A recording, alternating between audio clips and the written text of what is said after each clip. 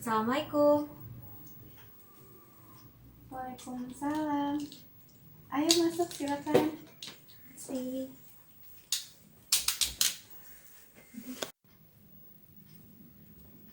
Mari Kak, silakan duduk. Oh iya, terima kasih. Maaf sebelumnya, betul dengan Kakak Rara yang kemarin sudah membuat janji dengan saya untuk melakukan konseling hari ini ya? Iya, betul, saya dengan Rara. Oke, salam kenal ya Kak. Perkenalkan, saya Nisa sebagai konselor di lembaga ini akan melakukan kegiatan konseling dengan Kakak Rara ya. Iya, baik. Sebelumnya, kalau boleh tahu apakah Kakak Rara pernah melakukan konseling sebelum dengan saya hari ini? Belum pernah, ini baru pertama kali. Oke, baru pertama kali dengan saya ya berarti. Iya, betul. Oke, sebelumnya saya mau tanya, Kakak Rara memutuskan untuk melakukan kegiatan konseling ini, Kakak Rara tahu nggak konseling itu apa? Belum tahu. Belum tahu ya? Oke, saya mau izin ya untuk menjelaskan konseling itu apa. Konseling itu kegiatan yang terdiri dari 2 orang, yaitu ada konselor di dalamnya, yaitu saya sebagai konselor dan Kakak Rara sebagai konseli. Konseling itu salah satu cara untuk mengentaskan masalah. Di mana konselor membantu konseli untuk menyelesaikan masalahnya secara mandiri. Jadi nanti ketika Kakak Rara menghadapi masalah yang sama, Kakak Rara sudah tahu caranya bagaimana untuk keluar dari masalah tersebut, sudah tahu solusi-solusinya seperti apa setelah melakukan konseling dengan saya hari ini. Gitu ya Kak. Oh iya, baik. Nah, sudah paham? Sudah. Nah, selain itu saya mau menjelaskan asas-asas yang harus ada di dalam kegiatan konseling ya Kak. Yang pertama itu ada asas kerahasiaan yang menjadi kunci utama dalam kegiatan konseling.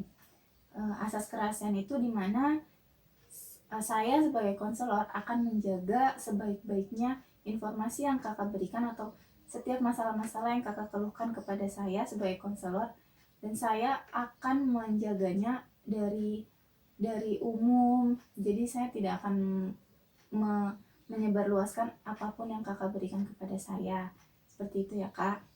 Dan yang kedua itu ada asas kesukarelaan, di mana Kakak melakukan konseling ini dengan sukarela tanpa paksaan siapapun, betul Kak? Betul. Berarti kemauan sendiri ya Kak? Iya, sukarela. Iya, dan saya pun melakukan konseling ini dengan Kakak Rara dengan sukarela.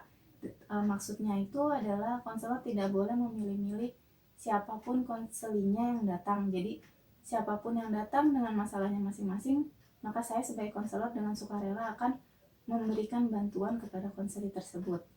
Gitu ya Kak. Yang ketiga itu ada asas kekinian. Maksudnya kekinian itu Kakak datang membawa masalah. Maksudnya itu Kakak datang dengan masalah yang Kakak harapkan bisa terselesaikan dengan kegiatan konseling ini. Kekinian itu berarti Kakak sedang merasakan masalah tersebut. Jadi Kakak harus benar-benar ada di dalam situasi tersebut. Maksudnya mungkin Kakak bisa merasakan kesulitan dari masalah-masalah tersebut. Jadi Kakak datang ke sini untuk melakukan konseling dengan masalah yang benar-benar sedang Kakak rasakan. Gitu ya Kak. Oh iya, baik. Ya. Oke, jadi gimana nih Kakak Rara mau cerita apa di konseling hari ini? Coba boleh diceritain sekarang. Jadi gini Mbak, aku tuh lagi bingung posisi aku yang sekarang. Pertama, aku itu ikut beberapa organisasi. Nah, karena kan aku mikirnya mahasiswa itu harus aktif, jadi tuh aku ikut beberapa organisasi gitu kan di tempat kuliahku. Nah, terus dan kebetulan aku ini dikasih tanggung jawab lah dari organisasi tersebut.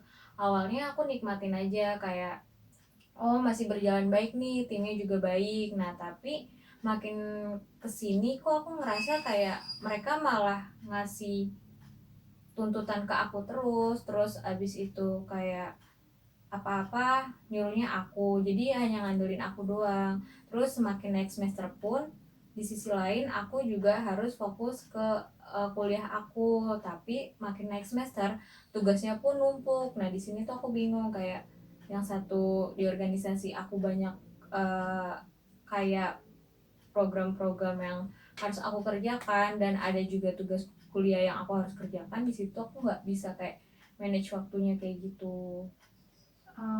Tadi kan kakak Rara bilang kayak dikasih tanggung jawab di organisasi tersebut. Iya. Berarti kakak Rara kinerjanya bagus dong di organisasi tersebut, makanya organisasi tersebut anggota-anggotanya ngasih kakak tanggung jawab, ngasih kakak kepercayaan kayak gitu kak. Iya betul. Jadi kakak sekarang ngerasa kayak keberatan dikasih tanggung jawab itu karena kakak kurang bisa ngehandle semuanya kalau dibarengin dengan tugas kuliah yang semakin banyak gitu ya kak. Iya, karena aku ngerasanya kayak ya tugas aku jadi terbengkalai, kayak aku harus ikut ke organisasi tapi tugas kuliah aku malah aku abaikan gitu.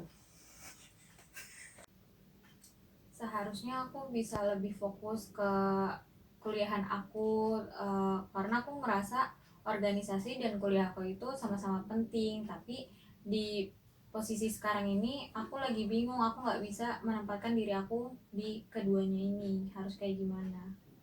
Oh, sebelumnya kalau boleh tahu kakak Rara ikut organisasi beberapa organisasi kok gagap sih. Ya udah ulang aja. Nggak, Lanjut dari aja, gua aja, nanti dari dikat gua aja. aja, dari gua aja. Dipotongan. Oh gitu. Sebelumnya kalau boleh tahu emang kakak Rara ikut berapa organisasi di kampus kakak? Kebetulan aku ikut 2 organisasi besar yang di kampus. Oh gitu. Apa anjir? Apa solusinya? Langsung ke solusi. Ikat aja dulu. Langsung. Oh, kakak ikut 2 organisasi besar. Kalau boleh tahu organisasi apa ya kak? Yang pertama BEM, yang kedua teater gabung.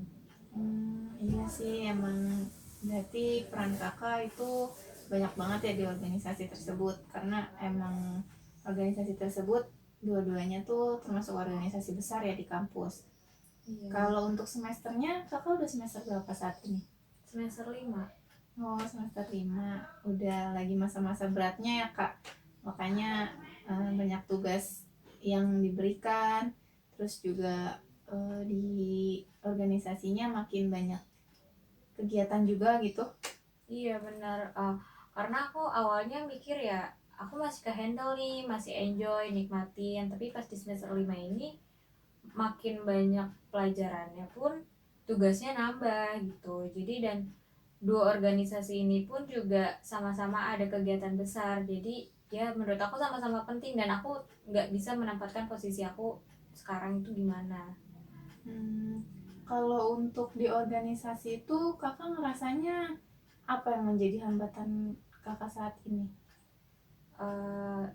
Yang awal-awal tuh aku ngerasanya kan enjoy gitu kan, ketemu timnya juga bagus, tapi pas lagi makin kesini tuh aku ngerasa ya aku merasa kayak dituntut ini nih harus aku yang ngerjain sendiri tugas apa-apa aku gitu, jadi aku ngerasa kayak ya cuman aku yang kerja gitu, dan menurut aku itu berat banget sih untuk aku.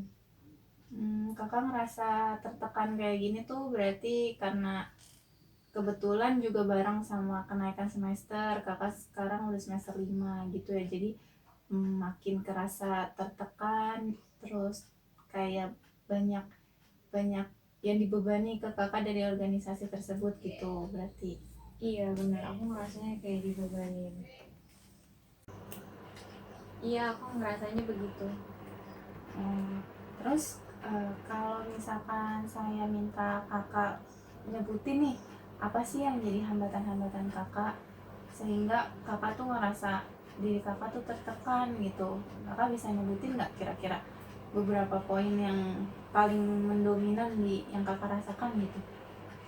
Aku ngerasa kayak tugasnya mendekati deadline, terus tugasnya itu semakin hari semakin numpuk, terus rasa malas itu entah kenapa tiba-tiba datang. Berarti udah timbul rasa malas gitu ya kak, karena ngerasa Itu malesnya itu sih yang paling. karena ngerasa tertekan jadinya kakak bisa ngerasa malas untuk ngerjain tugas gitu, jadi yang harusnya nggak numpuk tugasnya jadi numpuk dan justru malah jadi bikin kakak tertekan lagi gitu ya kak. Iya, jadi aku awalnya ngerasa kayak dari tekanan itu yang membuat rasa malasnya itu muncul. Kalau apa sih males aku gue bahas apa sih Iya. males Yang ngebangkitin motivasi. enggak males Di-cut dulu nggak? iya cut dulu deh ngerasa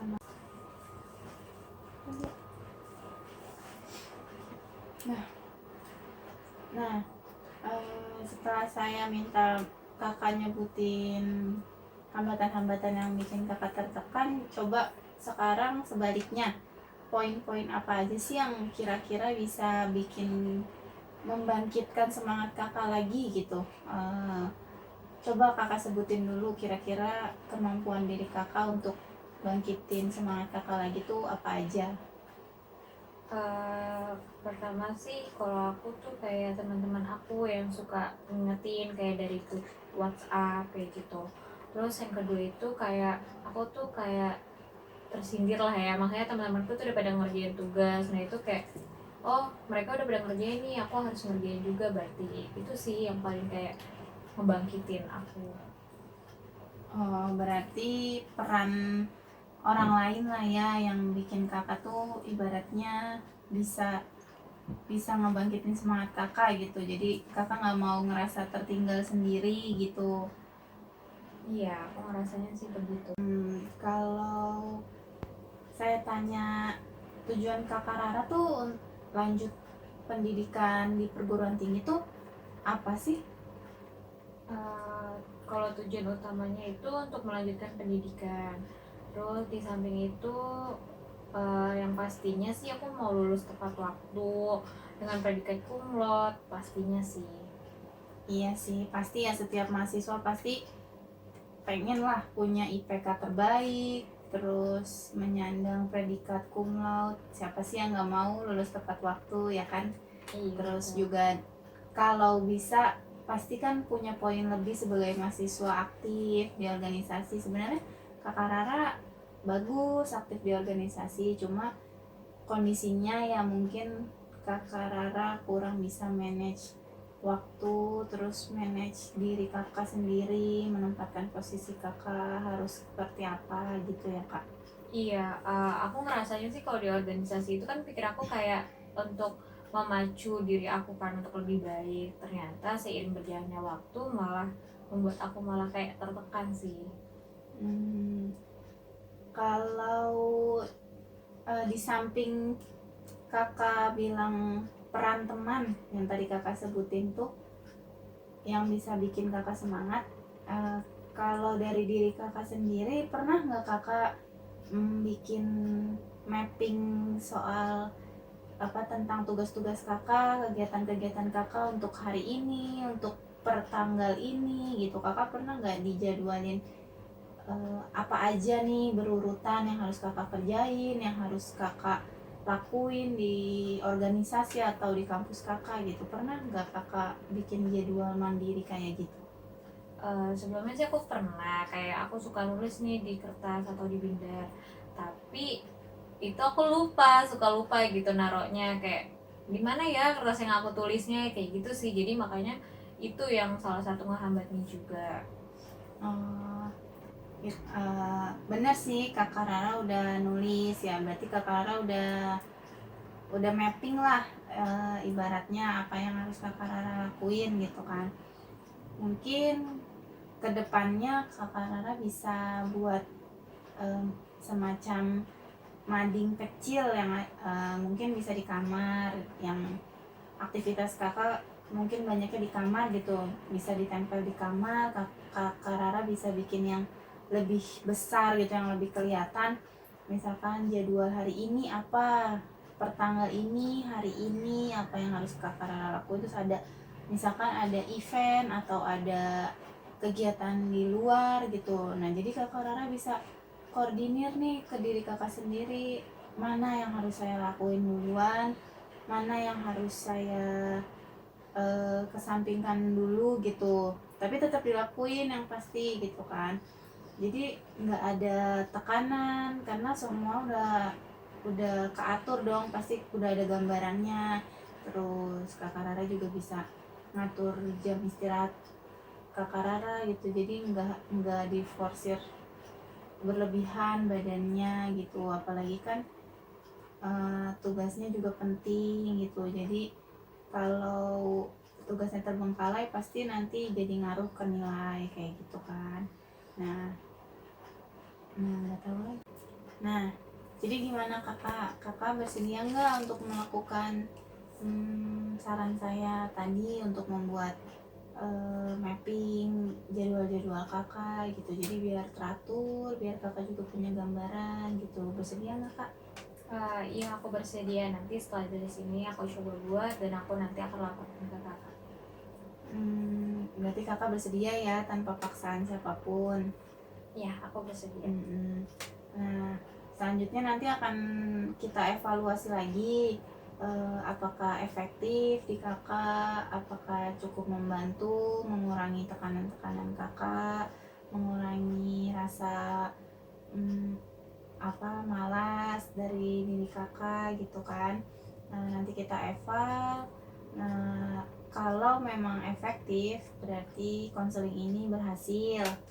Tapi kalau memang sekiranya kakak merasa diri kakak masih belum belum menunjukkan perubahan ke arah yang lebih baik, nanti kita lanjutkan lagi konseling ini. Nanti kita atur jadwal lagi untuk kita bertemu melakukan kegiatan konseling ini lagi dan menentukan apa sih solusi yang lebih tepat untuk diri kakak mengatur semua itu gitu ya kak. Baik, Mbak. Terus apa ya anjir, coba cut dulu. Nah berarti kakak bersedia ya untuk menjalankan solusi yang tadi saya berikan gitu. Nanti kita lanjut lagi lewat WhatsApp. Saya lihat perkembangan kakak, saya lihat ada kemajuan atau perubahan nggak dari diri kakak gitu ya kak. Berarti saya makasih nih ke kakak karena sudah bisa diajak kerjasama kooperatif dalam kegiatan konseling hari ini. Terima kasih kakak sudah menjadi pribadi yang mandiri. Terus kakak juga bisa menyebutin apa sih yang kakak rasa menjadi kendala di diri kakak, dan kakak juga bisa menyebutkan apa sih yang bisa membangkitkan semangat di diri kakak gitu. Terima kasih karena sudah menjadi mandiri. Saya juga makasih ya. Berarti saya rasa kita cukupkan aja konseling hari ini. Bisa kita lanjutkan nanti di WhatsApp dan saya lihat perkembangan kakak gimana. Untuk hari ini bisa kita cukupkan. Saya mengucapkan terima kasih ya kak karena sudah memilih untuk melakukan konseling dengan saya hari ini. Begitu saya izin pamit ya Mbak. Terima kasih atas waktunya. Terima kasih sudah membantu saya. Sama-sama. Saya pamit ya Mbak. Iya, mari.